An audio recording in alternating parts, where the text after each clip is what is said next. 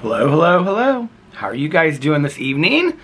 It is late. It is currently 7:16 p.m. I'm gonna order my pee out of here in just a little bit. I have been working since the second that I got up today. I got up and I took Boo Radley outside, and then I trimmed my beard and shaved a little bit, brushed my teeth and all that kind of stuff, and then I immediately started filming videos, and I have been filming videos ever since I got up today. So, editing them. I don't really edit my videos a whole lot, but rendering them, other than cutting the beginning and the end off of it, which I don't do on this channel because I just literally start it and end it. But on my other channels, cutting off the beginnings and the end and uploading some pictures in there and things like that, and then rendering it and uploading it. All that stuff takes time, and I'm running in and out, in and out, in and out. So, needless to say, I am exhausted. I am really, really tired. I kind of thought about going to the pool earlier today. Because I could hear that there were a bunch of people up there, and I was like, oh, the pool must be nice today and whatever. And it was kind of a beautiful day outside, but it wasn't too warm. I think it was like 8. I don't know how. Let's look and see what the weather's like right now. I think it was about maybe like 80, 81 today. It didn't feel super warm. Hold on just a second. Let's see what the temperature is currently. It is 79 degrees right now. What's this supposed to be like tomorrow? I think tomorrow's supposed to be really nice. Tomorrow, 82. So not super warm tomorrow. Tomorrow it's supposed to be 82, generally sunny despite a few afternoon clouds. Sunday is Sunday. Sunday. Do you guys say Sunday or Sunday for like S-U-N-D-A-E, like an ice cream sundae? Do people say Sunday? Anyway, I knew somebody when I was growing up that their dog's name was Sunday. They would say Sunday, like ice cream sundae. So I'm like, do people say that? I don't know. I always said Sunday. But Sunday is supposed to be 83 and partly cloudy with afternoon showers or thunderstorms. And then Monday, 87, mostly sunny skies. A stray shower or thunderstorm is possible. So maybe Monday is the day that I will aim for the pool. But needless to say, I am exhausted. I stayed up very late last night. I actually fell asleep very quickly last night, which was good. I did not take a nap.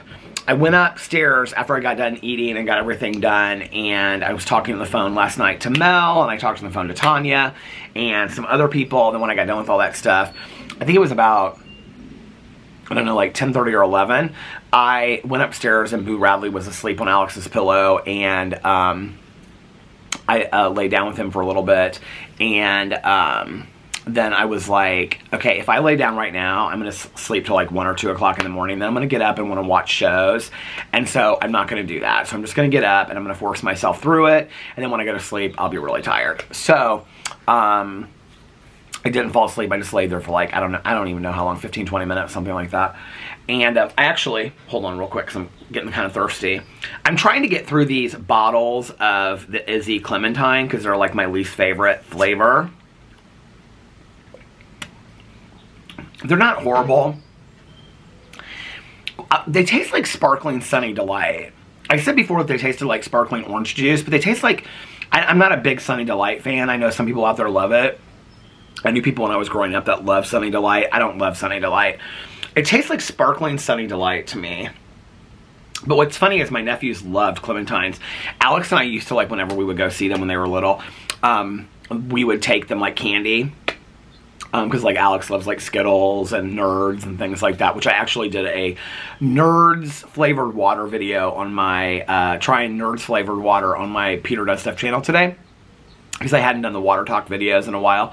So, I did one of those today. But we used to take them all kinds of candy like that. And they weren't like, they've never been like big on candy. But they liked those. I think they're called Clementines. Do you guys know those little, they're called cuties? Those little, like, they look like little oranges. Are those Clementines? I feel like those are, am I wrong? I'm probably wrong. But anyway, they loved those little cuties. They loved like fruit and vegetables and stuff like that. Then Sebastian kind of went through this whole phase of like, well, I mean, kids go through phases of what they like, different kinds of foods, which is interesting because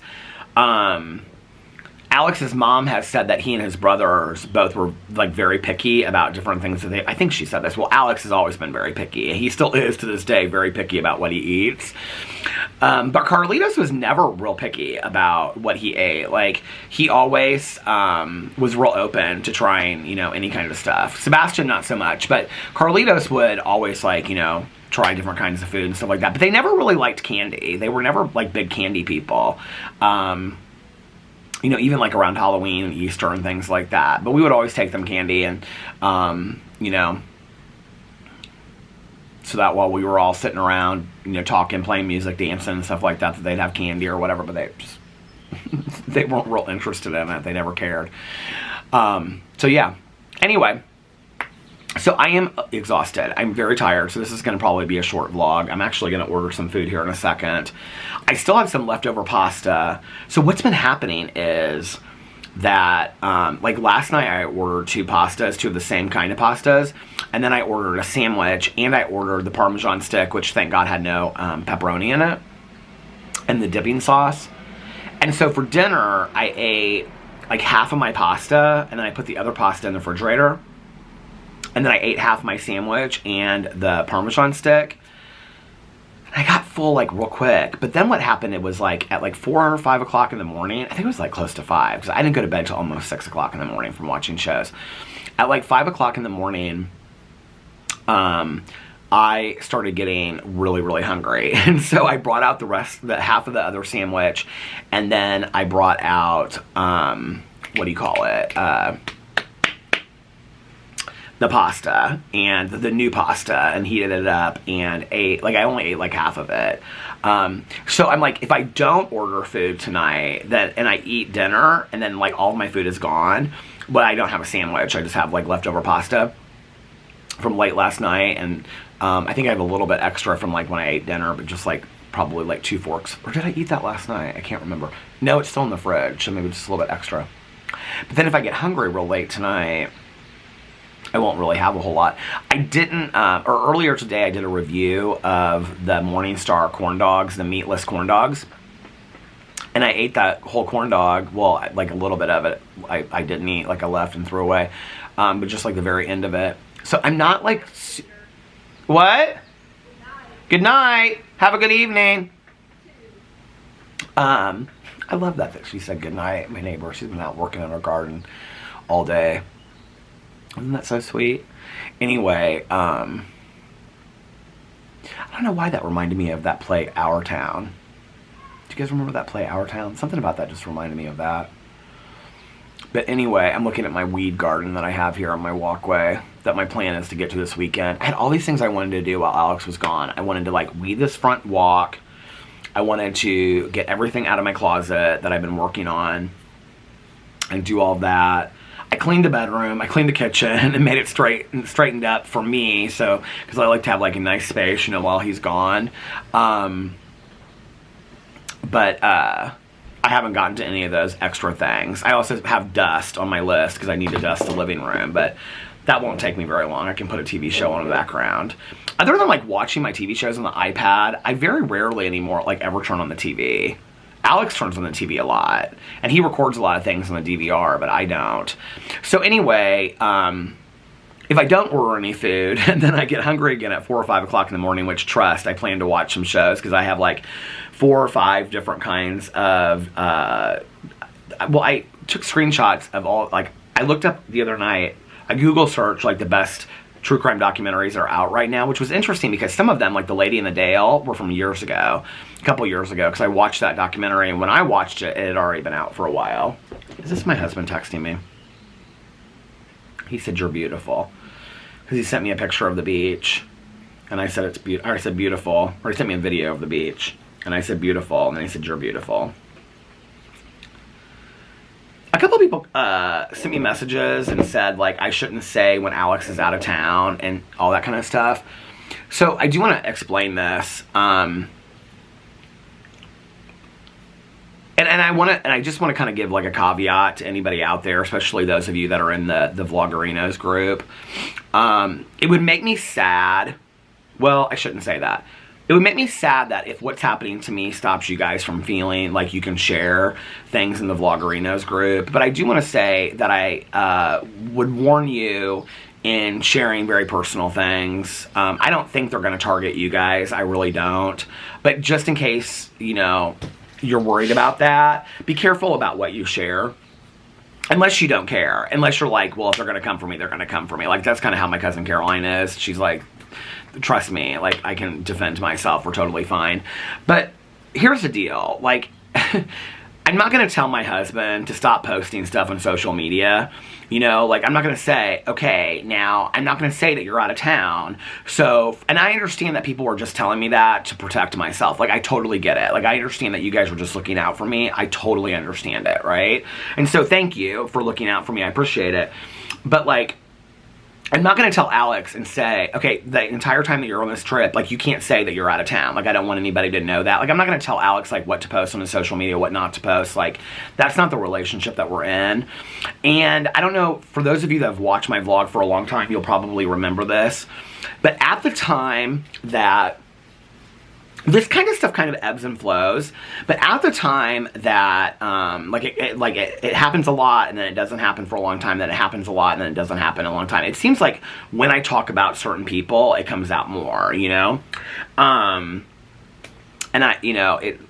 I do think that some of it is around people that are like super fans of some people that I talk about on my drama channel, but I also think a lot of it is people that just, I think some of it is people that used to really like me and they don't anymore, for whatever reason or whatever their belief system is about me. I don't know. I'm not deeply trying to figure out why these people do what they do. I just take problems with what they do, you know? But if you guys remember when Pee passed away, there was a time like right before that when they had contacted my sister-in-law and said some things that I did not say in a vlog. And I was very upset about it because I'm very protective of my family and stuff like that, like I said, right? Like, and also my friends and whatever, you know? Like, Caroline's like, I'm not going to stop being in videos because these people are coming. She's like, is that what you're saying? Like, you don't want me to be in videos anymore? And I said, no, like, if you're comfortable with it. She's like, I'm totally comfortable with it. I'm going to continue to be in videos. She's like, I enjoy being in videos with you. I enjoy spending time with you. And those videos are fun for me. I like doing them. And so I'm not going to stop my joy and my fun because these people, that's what they want, right? And so I remember, like, when that happened. And then, like, right after that was when Pee passed away. And we got, like, really nasty comments from people, which was interesting because I went in and I looked last night at somebody. By the way, the person that sent me the threats on about the accident has, I'm not going to do whole videos about this on my Peter Monn channel updating about everything, but I did notice that they privatized their account, which I thought was real interesting. So you obviously know that you're the one that did that. Well, I already have the screenshots of the threats. The sick threats. So I already have the screenshots of that. And I know that you're somebody that watches my vlog because you referenced my vlog. Anyway, you're another person that needs help. But I went back in to where I knew I could find these messages from people that had said stuff to me. I had them all blocked. But if you block somebody, you can also view their tweets, you know? And so I still had the messages from them where they had said some stuff to me about Pee and the fact that we put him down so that we could go on this trip to Mexico. I mean, really hurtful things, you know? That they had reached out to our vet and tried to find out, like, what Pee died of. I talked at length in my videos that Pee had heart disease and it was in kidney failure from the medication. I talked about that a lot in videos. I talked about how the vet, you know, she really believed that he only had 6 months and he ended up living a year and a half and she couldn't believe it. I've talked a lot about it, you know. I'm pretty transparent about the pieces of my life. So the fact that people would go to those lengths is just weird to me. But I remember Alex and I talking about it at that time. And I don't know if you guys have watched my video, my vlogs this long, you'll remember because I addressed it in my vlog. And what I said was that Alex said, because I was like, I'm not going to share personal stuff anymore. I don't know if you guys remember me saying that, but I said, I'm not going to share personal stuff. I'm not going to talk about my family. I'm not going to talk about my friends anymore because these people just they're relentless. It's been going on from before then. And that was 2, 3, 4 years ago, right? And so Alex and I, when the dog stuff happened, we had a conversation about it. And he said, babe, you share what you want to share because you enjoy doing this. And these people that don't like you are going to continue to come for you anyway, no matter what you share. If you share stuff about the family, if you share yourself about your friends, if you share this, if you share that, whatever, they're going to continue to come for you. So you share what you want to share, right? I'm not going to sit here on my front porch and act like my husband is upstairs when he is out of town. I can't do that, you know? I'm not going to tell Alex not to post on his Instagram pictures and things of what he's doing. I want him to enjoy his life too. And I understand that you guys are just looking out for me and protecting me. Hey, trust me, I totally get it and I appreciate it. Like, it means a lot to me, right? But from my point of view, like, I'm really trying to figure out, A, how to approach this with compassion, kindness, forgiveness, and understanding, so that I don't have hate and resentment in my heart. Number 2, how to pursue this from a legal point of view, which I'm getting a lot of assistance on behind the scenes, which I won't get into all that. And number 3, how to continue to live my life and do what I love and enjoy, you know, and not like have that stopped or altered by what these people have done. Like, that's the ultimate goal for me. And for you guys to continue to be able to enjoy the videos that I put out and the things that I do and the things that I say, right? Because, like, and the vlogs that I make, like, that's ultimately, I mean, I sit down here and I talk to you guys because it's so relaxing and cathartic for me, but also because I know that there's so many of you that enjoy it. And that makes me so happy, you know? So no, I'm not going to stop talking about the fact that my husband's on a trip for his brother's, you know, bachelor weekend because, whatever, you know, it's like, I can't stop doing that, you know. There are certain things that I do to protect myself, you know, and whatever, and I'm not going to get into that because, you know, there's a lot of things that I do to protect myself, but just so you guys know. But, I mean, I appreciate you guys looking out for me, but I'm not going to ask my husband to, and I can tell you, and it was funny because I was telling Mel about this last night, and she's like, and Alex wouldn't anyway, and that's exactly right. Like, I don't know what kind of marriages you guys are in, but like, if I said to Alex, like, I don't want you to post on your social media, blah, blah, blah, blah, blah, whatever, he'd say, I'm going to post whatever I want to post to my social media. Like, these people are not going to stop me. Like, they're not going to run and make me afraid.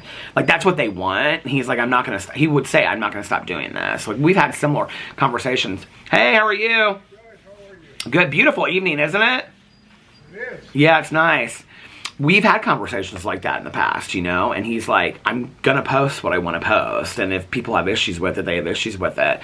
In fact, Alex was telling me that, like, every once in a while on his Instagram, he'll get, like, a comment, and somebody will say, like, if he posts a picture of himself in a Speedo, I don't love Speedos, okay? I think everybody knows that, you know? I think my husband looks hot in a Speedo, but I don't love Speedos. I think he looks hotter when he wears a regular swimsuit. He knows that. I've told him that, right? But he likes to wear them, and he enjoys them, and he doesn't want tan lines, like, that are way down on his leg. I don't really care about that, right? But he was telling me, it came up in therapy because I had just made my first video, and so our therapist was asking us, you know, like, so Alex, what do you think about this? He's like, I don't really care. And I'm like, or he cares about the fact that it's happening, but not about what people say to him directly. Our therapist was asking, like, he was saying, like, well, Alex, what do you think when they come to you? And he goes, people make comments from time to time on my Instagram like, oh, you really think that you're so hot and you're so gorgeous by posting these pictures.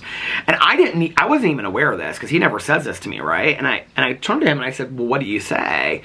And he said, I said to one of them something like, well, I'm sorry that I'm confident and that you are so upset with yourself that you have to take it out on me. I hope that you can learn to love yourself and feel good about yourself the same way that I feel good about myself. And I was kind of like, well, that's a good response, you know?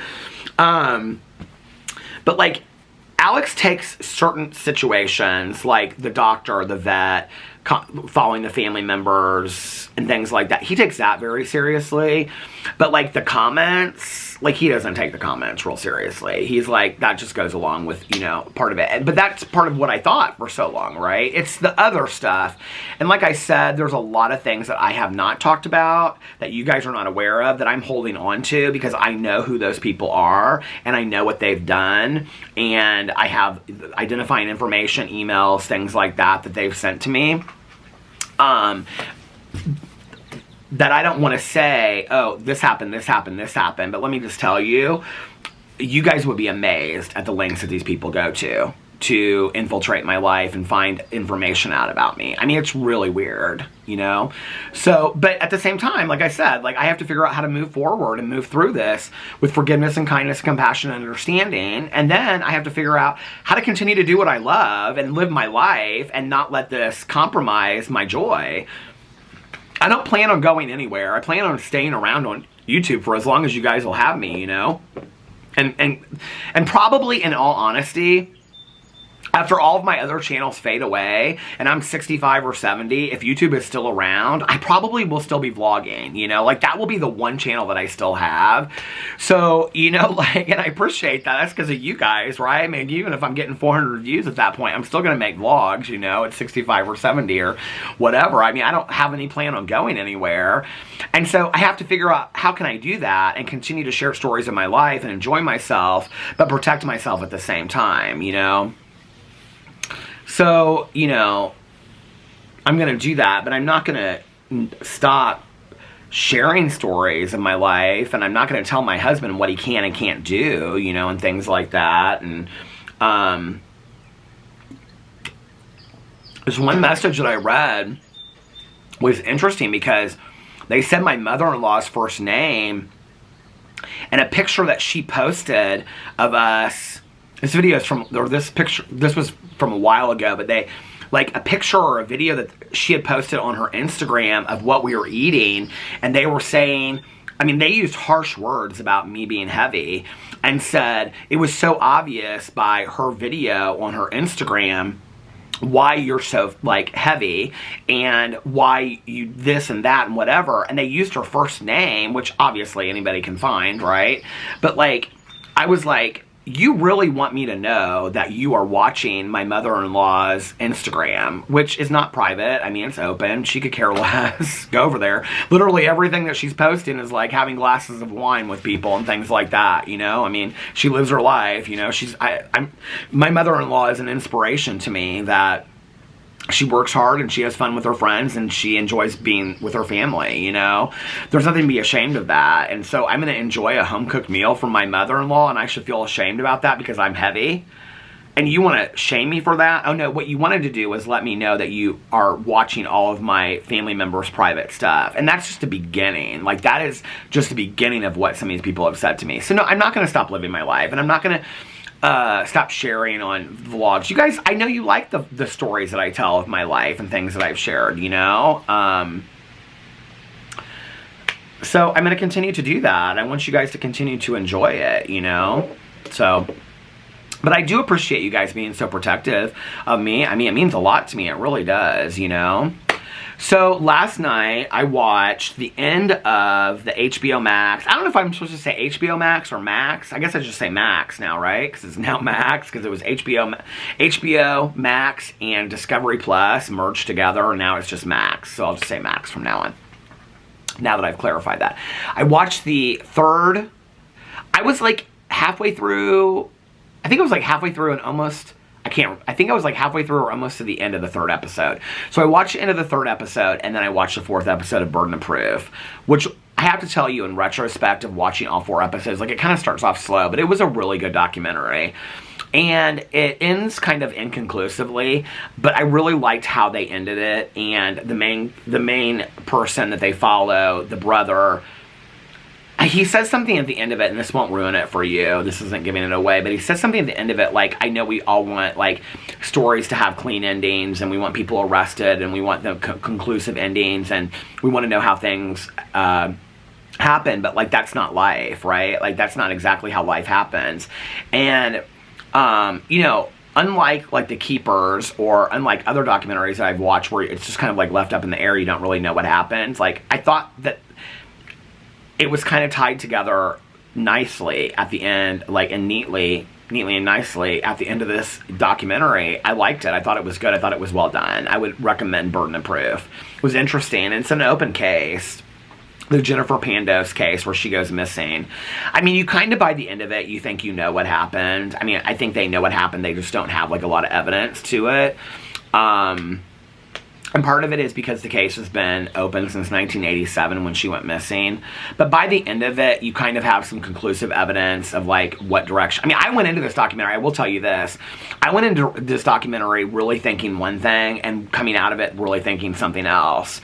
And so will you if you watch the documentary. And so did he. Like, that was what the whole show was about, you know? And how it affected his family and people in his life and his kids, and it also showed how it affected these investigators and things like that. It was real interesting. So anyway, I'd recommend that. Then Melissa had recommended to me I guess it was by the same people that did the Secrets of Playboy or something like that.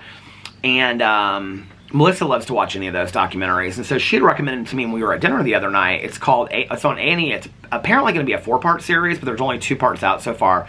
The next episode comes out on Monday night. It's on A&E. And it's called Secrets of the Miss America Organization.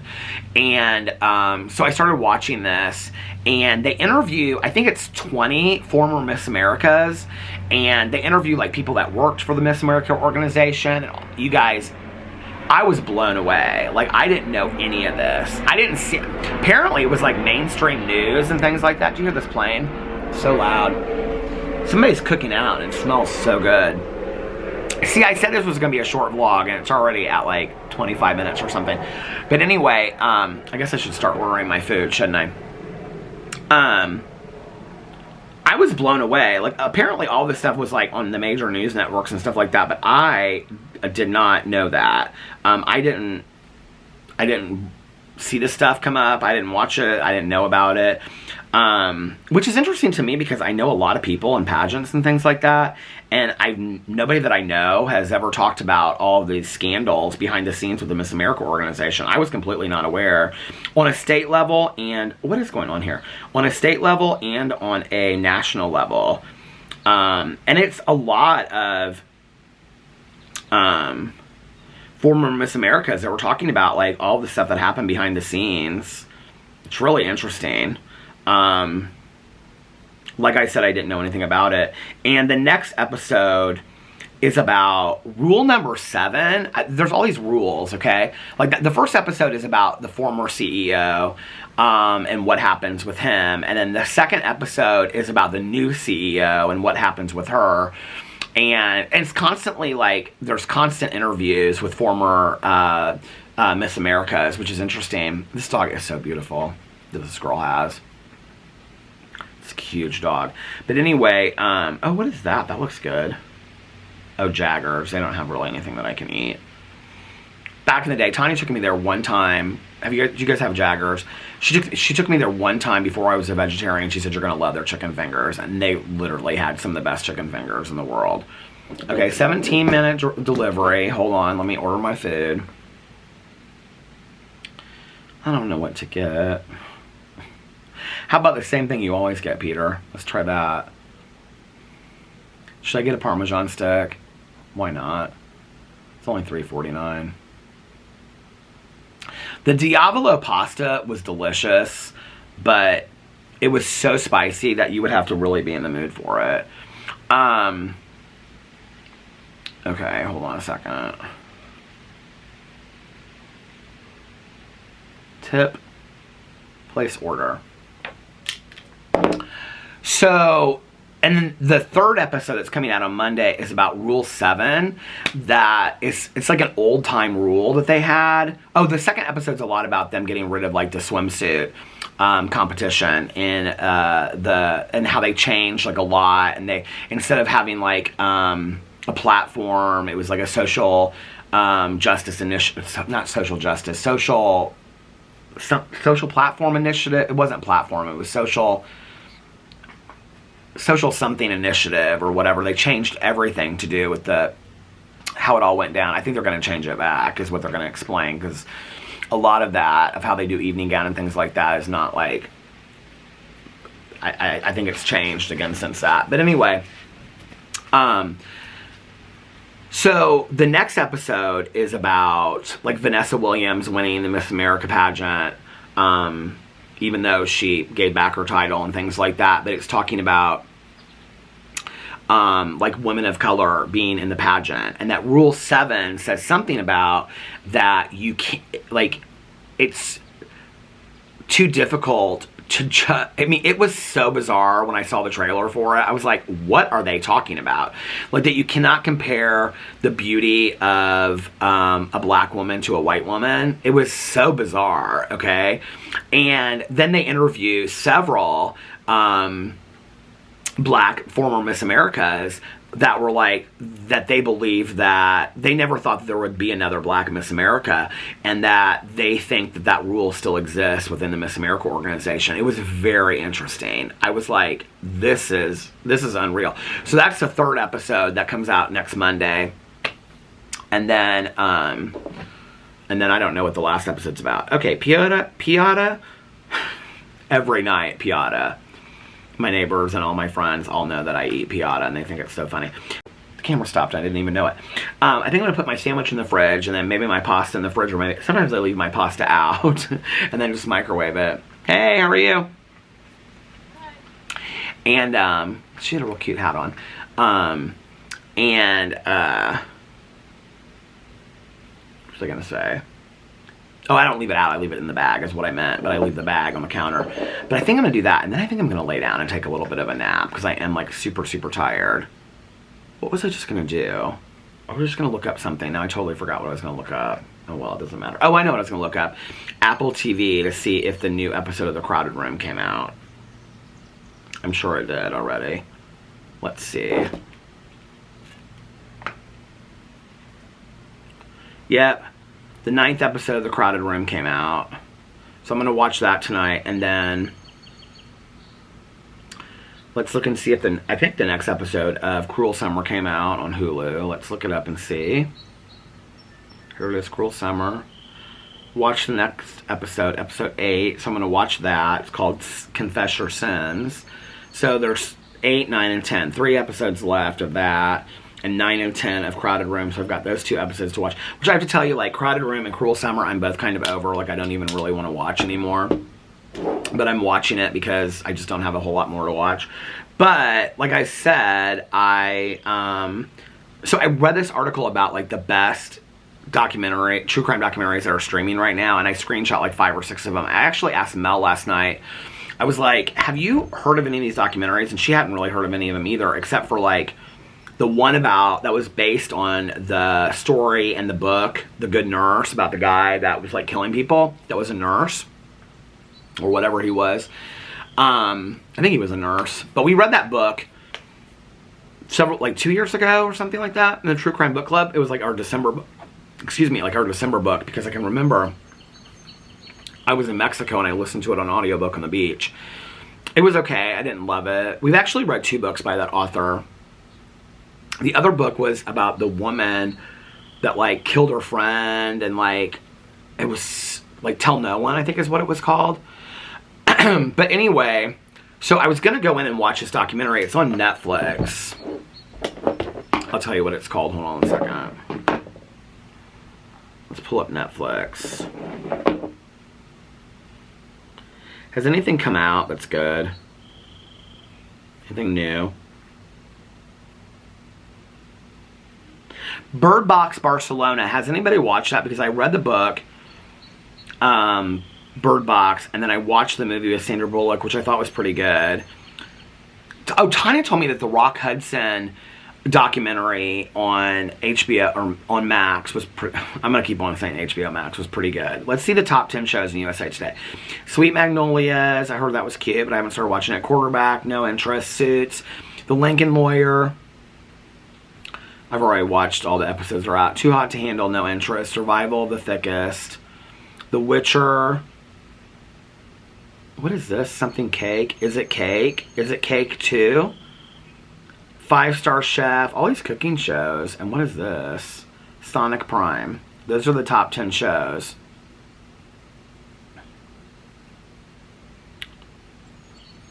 I kind of want to watch that Bird Box Barcelona movie. So I might watch that tonight. What was I going to watch? Or what was I looking for on here? When is Unsolved Mysteries coming out with new ones? Okay, what was I going to look for? Oh, the capturing. It's called like Capturing the Nurse or something like that. Hold on a second. Capturing.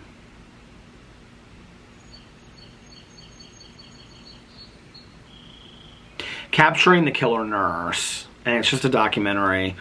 It's an hour and 35 minutes. He's suspected of being one of the most prolific serial killers in history. The documentary shows how a patient murdering nurse was finally apprehended. And I believe it's based on that book. And Oh, they also made a movie out of it called The Good Nurse. Eddie Redmayne and Jessica Chastain star in this chilling drama about a real-life serial killer that Variety calls soulful and unexpectedly haunting. I mean, the story was super interesting, but the book I didn't think was great. I think the book was called The Good Nurse or something like that. But I said to Mel, I said, well, why don't we save that, and then when we're out there visiting you, we can all watch that together. Since we all read it in the True Crime Book Club, then we can have a little conversation about it. A little talk, you know, a little conversation, dangling conversation, as Simon and Garfunkel once said back in the day. So yeah, that's my life as we know it today. I haven't really drank any of this, and I opened it because I don't love it. Yeah, sparkling Sunny Delight is what it tastes like. I was gonna read some comments, but if I get into them, I'll never get out of them.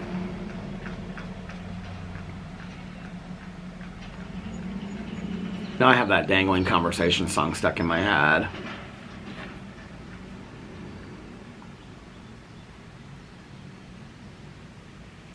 This friend of mine that I had in high school, this is kind of a funny story. I've probably shared this on here before, like I've shared everything else, but this friend of mine that I had in high school, I was friends with these twins in high school. And like my sophomore year, in like that summer after, I was like best friends with one of the sisters. And then my junior and senior year, I was best friends with like her twin sister. And the second sister that I was friends with, she had a crush on this guy, and who it was real funny because his mom and my mom played tennis when we were growing up, and so I knew him. Like his mom and my mom were good friends, and so I knew him.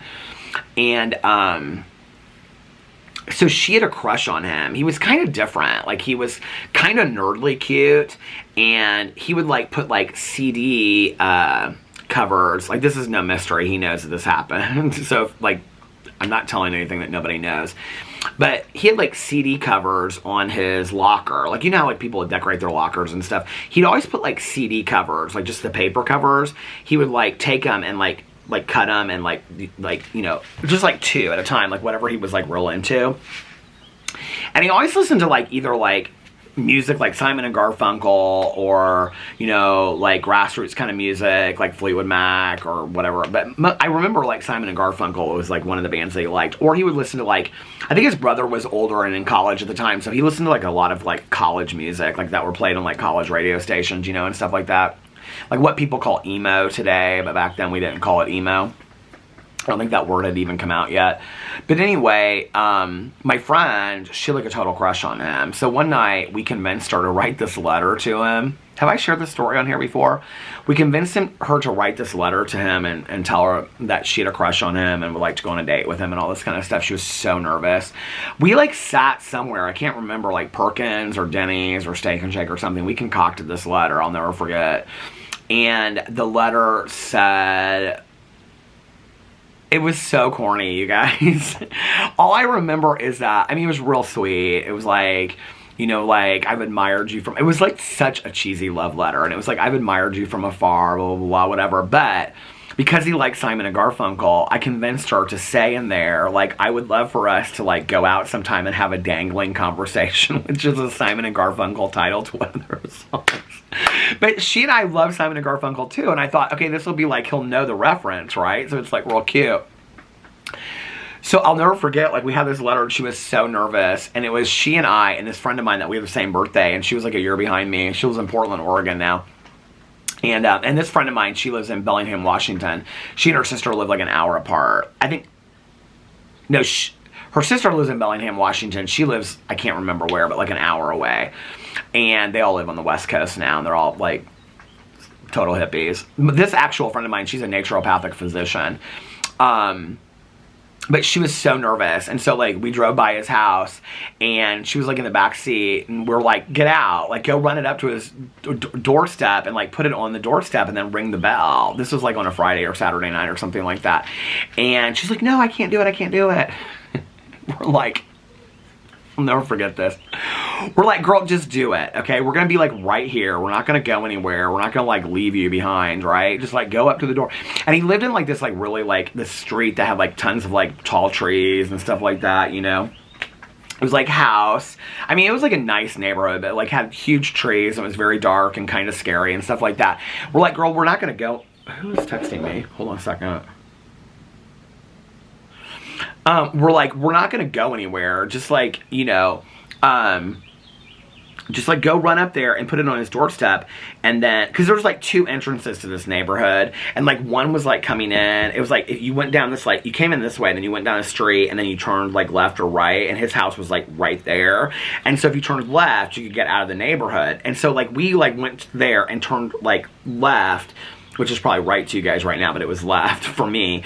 We like turned left, and then like his house was right here, and so we were just gonna wait there, right? So she finally gets out, and she goes up to the door and leaves like the note. We left it with like a tape cassette. She made him a mixtape. That's what she did. She made him a mixtape. And I totally forgot about that piece. She made him a mixtape, and she like left it in this mixtape, like folded it over, like, you know, whatever, with like a rubber band. But I don't think she did. I think she just like put it in like the case of the tape. And so she's like comes back out, and she starts running towards the car, and we like take off. And she's running down the middle of the street. Oh my God. She was so bad. And so finally we stop, and she gets to the car, and she's like, you guys were going to leave me there? We're like, we're not going to leave you there, okay? But it was so funny. She was so worried. But anyway, I mean, to tell you, he was such a gentleman about it, okay? Needless to say, he had no interest in my friend. We were such losers in high school. Oh my God. He had no interest in her whatsoever, but he let her down very, very nicely. And he like actually, he didn't write a note or something. I think he like pulled her aside like at school, and we were like the freaks of school. Like we were like punk rock, weird, different, you know, like, and he was not. And he was actually like, I think he was like on like newspaper or yearbook, and he also played like I think he played a sport, maybe I'm wrong, but he was like friends with like all different kinds of groups. Like he was kind of popular kid, not like super popular, but like he like knew everybody, you know, whatever. And so I think he like pulled her aside and was like, hey, I really appreciate your note, and I loved your mixtape and whatever, but like I just don't want to be in a relationship right now or anything like that. Like he was really nice about the whole thing, which I thought was really sweet. But anyway, needless to say, she didn't leave any more notes on people's doorsteps. My order's been picked up. Yay! My Piata's on the way. Can't wait. I forgot all about that. That was fun.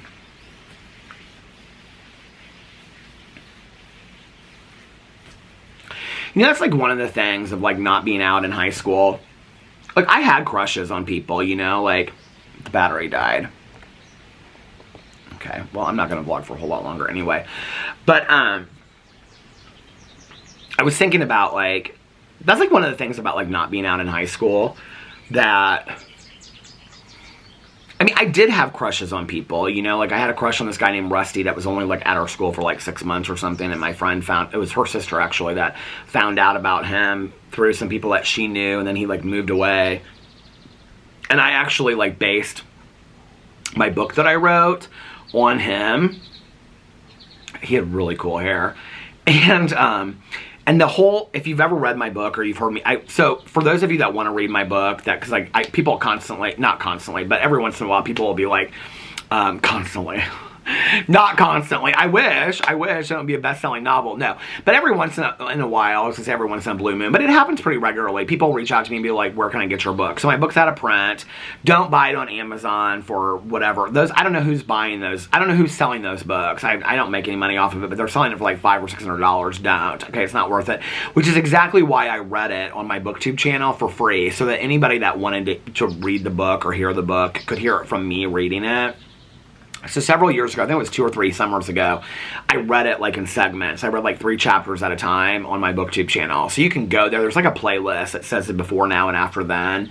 That's my book. You can read it. But in the book, there's a part where Danny, the main character, has a crush and develops a relationship with this character named Rusty.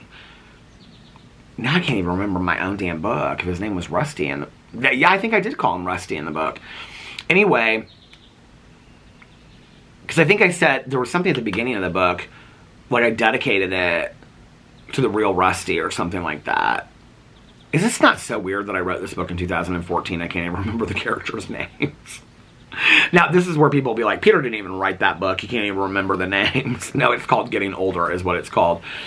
I wonder if that happens to other, like, well, I don't consider myself really an author. I mean, I wrote a book, but kind of working on a cozy mystery, but I wouldn't call myself an author yet. Although I have, because I wrote a book, so I can say that I'm an author, so I guess I am an author. But anyway, why am I getting into all this? But it doesn't matter. Anyway, the part in the book where Danny and Rusty are standing out in front of the school and they're waiting for rides to come pick them up, and Rusty gives Danny a piece of gum, like, that really happened in real life. That was like my one interaction with him. And then, like, I would look for him everywhere in the hallways and never would see him very often. And then my friend told me that he had moved away and he was only at our school for like 6 months. I'm like, all the time, like, wonder what happened to him. You know, no, well, not all the time, but like whenever I talk about this, I'm always kind of like, God, I wonder what happened to him. I wonder where he's at out there, you know?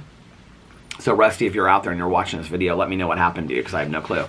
But anyway, but, you know, like, that was one of the hard things. Like, I did have crushes on people, you know, in high school. And, you know, not being out, it wasn't like, I mean, I didn't even talk about it to my friends. Because I wasn't out to my girlfriends in high school, you know? So, it wasn't like I was telling them, like, oh, I have a crush on this guy, or I have a crush on that. I mean, I didn't say it. I didn't say that out loud to anybody. I didn't say I was gay or anything like that. There was a period of time, is this my Piata? No. There was a period of time where I would say I was asexual, not defined by today's terms. What I meant was that I was a non-sexual person. When people would ask me if I was gay or whatever, I would say I'm asexual. That, like, I just meant, like, that I wasn't, like, attracted to any gender or whatever. I just wasn't a sexual being or whatever. I would say that, and that was my excuse. And then for a while I went through saying I was bisexual because that seemed safer to me than saying that I was gay. But, you know, like, not to be able to have, like, crushes that I talked about or get excited about or anything like that, you know, and even if I was out and I did talk to my girlfriends, it's like, unless I had crushes on other out people, because you wouldn't have known, you know, otherwise. Like, I mean, there was nobody out when I was in high school. Nobody. I mean, I can't think of one person that was out. And in fact, I came out, like, on my 18th birthday. I graduated, I think my graduation was like June 1st, and so my birthday was June 29th, and I came out on my 18th birthday. And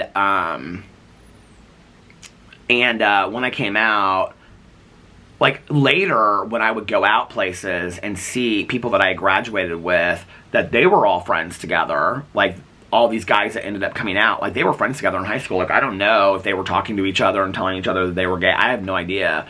But, like, they would come up to me later and they'd be like, thank you so much for coming out. Like, you really, being that you were out in high school, like, really helped us, like, come out of the closet in college. And I'm like, I wasn't out in high school. I had a girlfriend in high school my senior year, and she ended up coming out, she was a year behind me, and she ended up coming out her freshman year of college, and was with her partner. I don't think they're together anymore, but was with her partner for like 20 some years or something like that. So, no, I wasn't out in high school, but thank you. I was glad to know that I could lead the pack and help you guys out and stuff like that. At my graduation, even people, or at my reunion, people even came up to me and was like, thank you so much for being, like, out, you know, like, because it made it easier for me. And I was like, I wasn't out. I think that's because so many people were just calling me out left and right as being gay that people just assumed I was out, but I wasn't out, you know? Those are, like, things you don't think about until much later in life, that, like, I was cheated out of that experience of even being able to share with my friends a crush that I had, you know, that I probably would never have acted on anyway. But a crush that I had, I couldn't even share that with my girlfriends because I wasn't out to my girlfriends out of fear, you know, like, those were things that were cheated from me. So, you know, and then the other thing that I've always shared is that when people, like, outed me or were like, oh, you're gay because of this or you're gay because of that, and I didn't even really know sometimes, like, I would, you know, like, if I was ever going to come out, like, that was so scary to me, that the fact that they were calling that out was kind of like they stole that journey from me, you know. But I didn't really get that till years later either, you know. So I have a feeling this is my Piata, and I think this person has delivered to me before.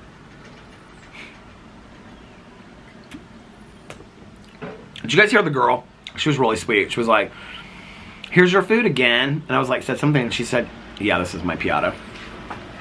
Let me go get my Piata for you. You guys ready? Okay. Are you ready? Can you handle this?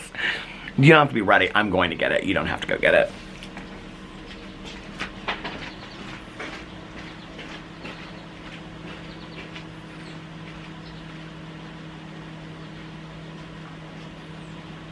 Hey, how are you? All right. Thank you so much. Have a good evening. Drive safe. Thank you.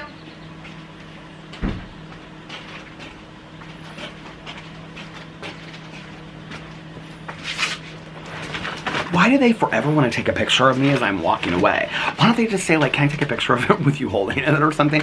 Why do they always want to take this? She's like taking this picture of me as I'm walking away, which I'm sure is this like horrible picture of me. Like, girl, seriously? And she sent a picture? No. Oh my God, they sent so many texts. Your food has been confirmed. Your order has been picked up. Your order has been delivered. Well, it says it's been delivered, and then it says she's approaching with your order. Thank God she didn't send a picture. Thought she would. But she was taking a picture of me. As I was walking, she like had her camera, her phone up, and I was like, oh my God. Anyway, but she was real sweet. Yeah, so like I didn't even realize that. And and then like I think the time that I started questioning it was like after I got sober, because when I was in treatment, I went to my counselor and I said to her, like, okay, so I'm gay, but, like, we don't need to talk about it. And she was like, so you don't think anybody knows that you're gay? Which was based on stereotypes, and that was kind of a shit comment, right? But, like, but I mean, I understand where she was coming from, and she and I are friends, so I don't hold that against her today. And she was so pivotal in me being sober and whatever. So, no, I'm not angry about that comment, but I remember standing in her office door before I went to group, and I was like, just so you know, like, okay, so I'm Peter, and just so you know, I'm gay, but, like, I don't want to talk about it in group. And she was like, you don't think people know that you're gay? And I was like, well, that's not why I'm here. And she was like, okay. And when she introduced me, she said something about, I can't remember how she said it. I've talked about this on here before. But she said something like, Peter's gay, but we're not going to talk about it, or something like that. Or, how did she say it? I can't remember how she said it. But, like, I can remember talking to her, and I would say, like, I don't have an issue with being gay. Like, I'm completely comfortable with being gay. And she'd say, well, do you think that your drinking and your drugging has anything to do with you being gay? And I would say, no, not at all. Like, I believed that. I believed that to be true for a very long time, that no, I was not uncomfortable with being gay. And embraced it. I was, when I came out, I was like, woo, woo, woo. And then it was like, having talked to my first couple sponsors and things like that when I was in therapy when I first got sober and working through it, that I was like, what's interesting is I said the other day that I, like, have always had, I think I said something in my video about how I've always had heterosexual therapists. But you know what? Actually, my first therapist that I had when I got out of treatment was a gay guy that was older than me, that would fall asleep during my sessions because he thought I was so boring. He would, like, hold up his notepad like this, and I remember one time I, like, looked to the side and he was, like, asleep, and I was like, I am so over this. I'm done. But anyway, but he was the one that helped me with, like, like when I said something about relationships, and he said, no, I think healthy relationship is where you have two people that have individual lives that intersect in the middle. And I really think about that still to this day. But he was the one that said, my counselor in treatment, she said to me, which is so funny because at the time I thought she was, like, so much older than me. She had just graduated with her master's degree, and in reality she was, like, 3 or 4 years older than me. She helped me out so much. I mean, literally, like, I'm still here today because of her. For a long time, I called her every year on my sobriety date and thanked her. She and I are still friends today. She's a really sweet woman. I love her. And she's not even in this field anymore. She does something completely different. But we remained friends for a long time because when I started working there, she worked in a different area. And then when I was getting my master's degree and doing my internship, there, she was a women's counselor, and so I did part of my internship underneath her, because they put me in like every area of the treatment facility. And so like I was just, for a brief period, I was like there, like underneath her and stuff like that, or underneath the women's counselors, and just having them explain to me like how the women's unit was run in comparison to the other units and things like that. But anyway, and then she ended up in another department, the assessment department, and so I worked with her a lot. And then, well, she ended up running that department, and then she ended up leaving, and now she does something completely different. But yeah, she was so pivotal to me. But like, I can remember she was also the very first person that ever said to me something to the effect of like wanting to take my life. And I was like, no, I've never thought that before. I was always like real defensive about that, right? Because I never really had those feelings before, or never had a thought out plan, which I take that very, very seriously, because I've had a lot of people in my life that have taken their lives. And so I was real defensive about that, because I haven't had that feeling before, right? And she was like, so you don't think that the levels that you were going to drink and use drugs were slowly killing yourself? And I like had never thought of it that way before. And I was like, I can remember it was like this like pivotal like moment of clarity. I was like, oh my God, she's right, you know?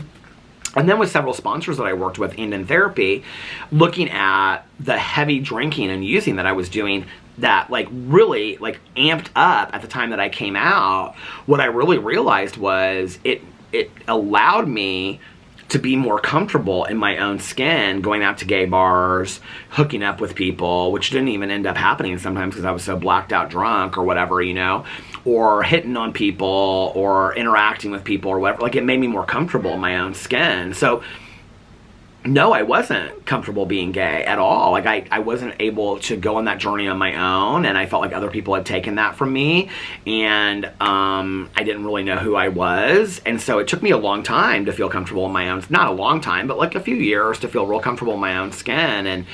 And you know, thankfully, with the friends and the family that I had that were so accepting of me, you know, that loved me unconditionally, I'm so grateful for that, especially my parents, you know, my dad and my mom and my stepmom, you know, that were just, and my aunt, my uncle, and Caroline and everybody. I mean, they were so just unconditional. Like, they could care less that I was gay, you know. They couldn't care less, I guess. I always say they could care less. They couldn't care less that I was gay. It made no difference to them, you know. And I always accepted my boyfriends and whoever, right? Like, my dad walked me down the aisle at my wedding, you know. I mean, they just...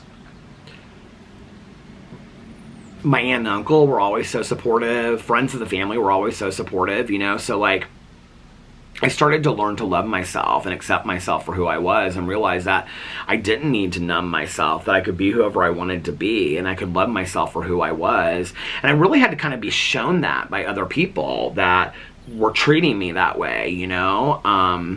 The battery just went to the halfway mark. I don't even know how long I've been vlogging now. I said it was going to be short. Is it close to an hour? Am I like close to an hour? I vlogged for half an hour, and then like how many minutes? Like 5? 10 minutes maybe? So maybe I'm at like 55 minutes. I don't know. I don't think so. It seems like I've been vlogging for a lot shorter than that. I said I was going to be short, and then I, of course, start talking and talking and talking. I can't stop. But anyway, you know, it was over a period of time, and then I looked back on it, and I was like, you did drink and use drugs because you were ashamed of being gay, and you didn't, there was a part of yourself that you really disliked for being gay, and now that you've accepted that, hey, and that you can love yourself for that it's not who you are, it's part of who you are, it's who you love, it's who you're attracted to, but it's not everything about you, you know?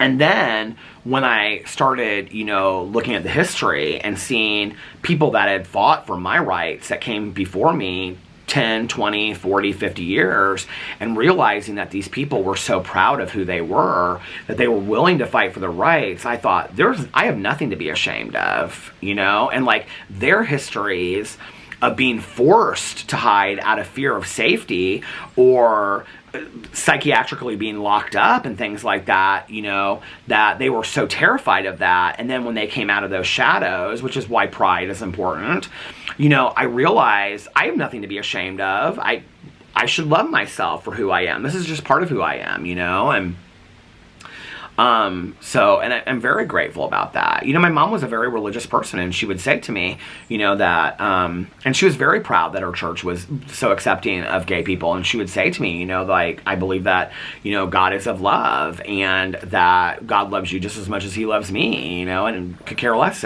couldn't care less that, you know, you're gay and things like that. That's what she believed. I'm just telling you what she believed, you know. I know there's people out there that believe the opposite and things like that, and that's on you. Believe what you want. But my higher power is of love too, you know, and so I've never seen that person before walking down the street. He's walking fast too. Anyway, I've gone on long enough, but I do think, you know, in retrospect, I just want to kind of close this up. I do think that in retrospect, I drank and I used heavy drugs because I think being gay was a huge part of it, you know, and I think having been bullied for being gay was really kind of where it started, because I would drink or I would use. Really, it started with drinking, you know, in my bedroom privately when I was very young, and I think it was this escape. I can remember, like, I mean, you guys, I'm 12 to 14 years old, and I'm in my bedroom at my dad's house, unbeknownst to him, you know, at 2 o'clock in the morning, watching a movie and drinking like I'm a 45-year-old woman, you know what I mean? Like my mom. Like, I drank like my mom. That's probably where I learned it from. And it was like my ability to escape into the cinematic world, where I'm also buzzed, and then as the movie floats off into the distance, I pass out in bed, and I'm able to have that, you know, a moment where I'm not bullied, and I'm not harassed, and if I'm gay, and I'm fabulous, and if I'm not, I'm not, you know what I mean? Like, I was able to escape into that. So when I had to confront that and look at that and go, yeah, well, you actually did use to mute yourself and to not feel these feelings and not to have to address these feelings or deal with the fact that you're being gay. When I realized that, then I had to learn to love myself, you know, and then that came after that. And when that happened, then I was like, okay, that took away any need for me ever to have to, like, use for that reason ever again, you know, and that was pivotal to me. That was important to take a look at that. And I really couldn't see it for a long time. I really didn't, you know. I just thought, well, I gotta, you know, started going out to bars and started going out to gay bars and meeting guys and, you know, being able to have crushes for the first time, like I said, and, you know, ooh, who's that guy, and all that kind of stuff, you know, and getting drunk was part of it, I thought, you know. I didn't realize that I was drinking in excess, unlike the people around me. I mean, some of my friends were drinking and using just as much as I did, but, I mean, I would say the majority of the people weren't, you know, and so there was obviously something different, and I do think that I drank and used a lot because I didn't like the fact that I was gay. I think that was a huge part of it, and there's like craziness going on down the street. Dogs barking, all kinds of stuff.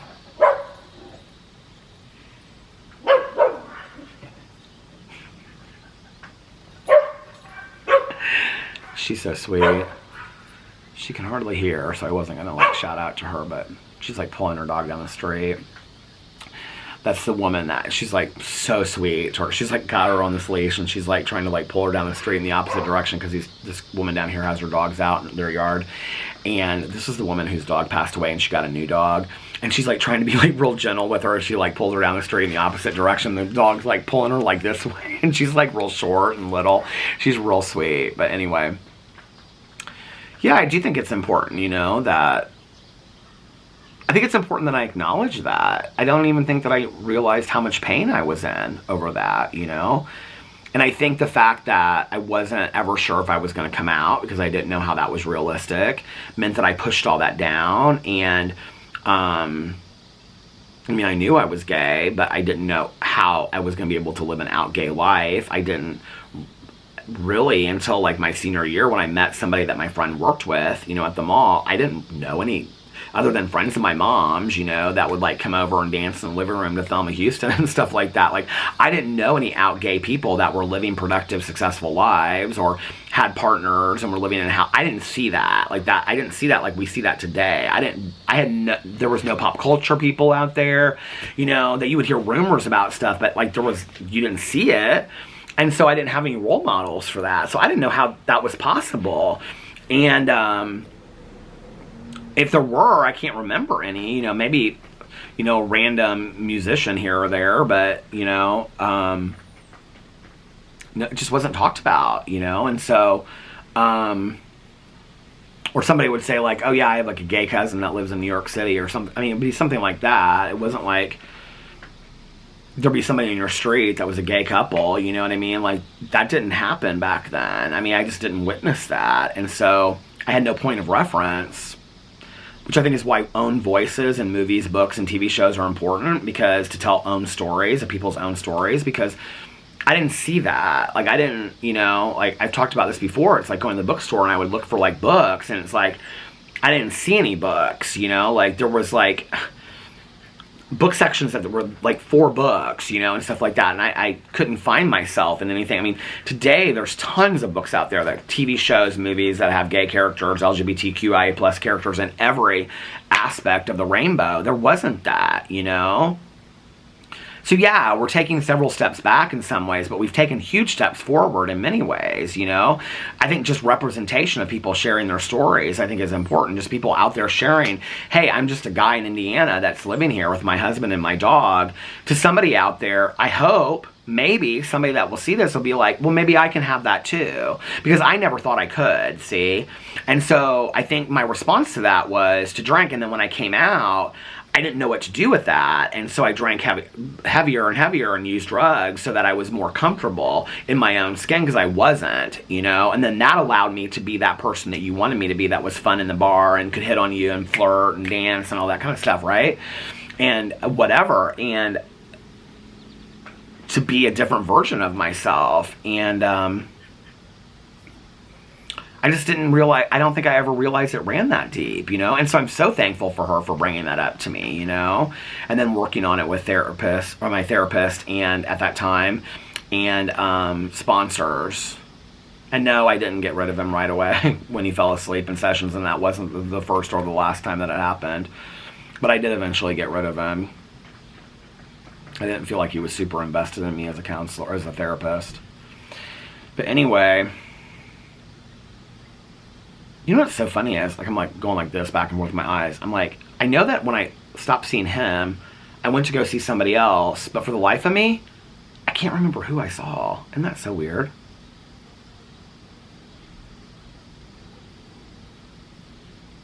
Yeah, I can't remember. Anyway. Well, alright, you guys, I'm going to get off here, and I'm going to go start uploading this vlog, because this is a lot longer than I thought it was, but that's okay. And, I hope that you guys are having a magically amazing Friday. I can't believe it's Friday already. And a magically fantastic beginning to your weekend. And if nobody else has told you this today, I love you. Remember these 3 very important things. 1, you can start your day over whenever you want. 2, people bike riding by. Isn't that such a nice night for a bike ride, don't you think? 1, you can start your day over, or your week, or your weekend over, whenever you want or whenever you need to. 2, practice random acts of kindness, but shh, don't tell anyone. And 3, most importantly, make sure that you reach out to somebody and let them know how much they mean to you. Like I always say, okay? You might be putting a smile on their face. You might be changing their day for the better. You might be cheering them up, and you might be making their day. You don't know. And also, be kinder to one another. Love one another a little bit more. And most importantly, do you know what it is? Most importantly, be kinder and be kinder to yourself and love yourself a little bit more, because why? It all starts with you. And I love you guys so much, and I'll see you tomorrow. Bye. Love ya!